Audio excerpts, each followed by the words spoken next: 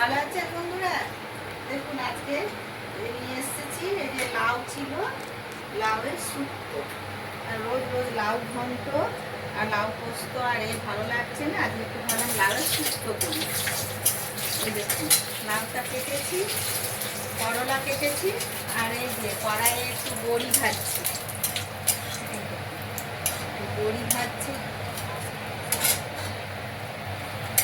বড়িটা ভেজে তুলে নিলাম।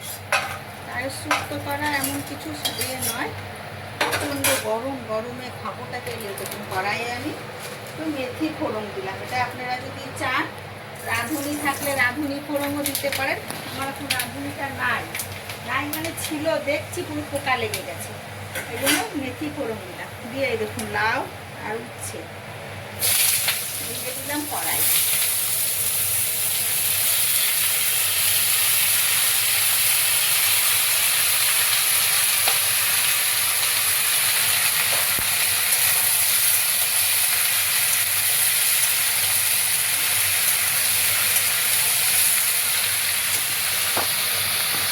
ওকে একটু আদা বাটা জিরে বাটা দেবো, আদা বাটা মৌরি বাটা, জিরে বাটা না।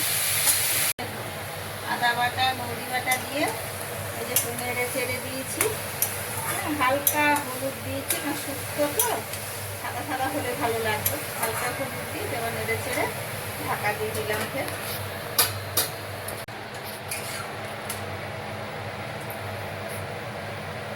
দেখুন লাউটা কচি লাউ ছিল তো মশলা জলই সেদ্ধ হয়ে গেছে।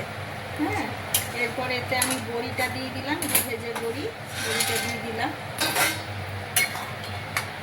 দেখুন যেহেতু শুক্তো একটু ঝোল ঝোল হবে, আর একটু জল দিচ্ছি।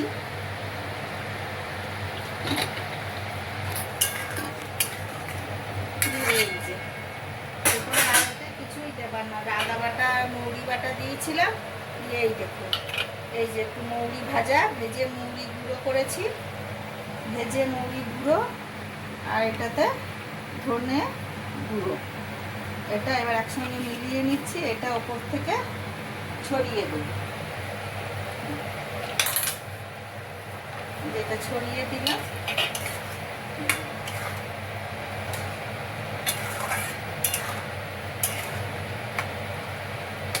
শুক্তো মিষ্টি মিষ্টি হবে, একটু মিষ্টি দেবো।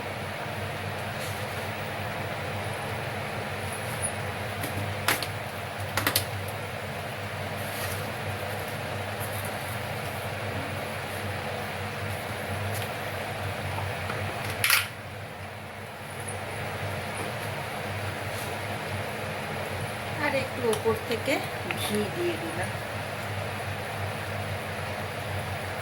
ঘি বড়ি সবই বাড়িতে বানানো।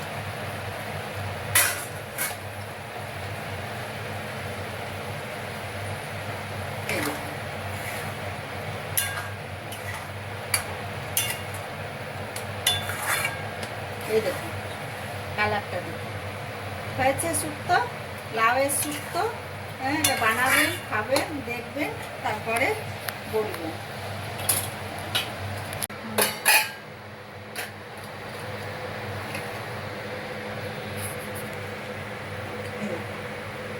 বড়িগুলো আছে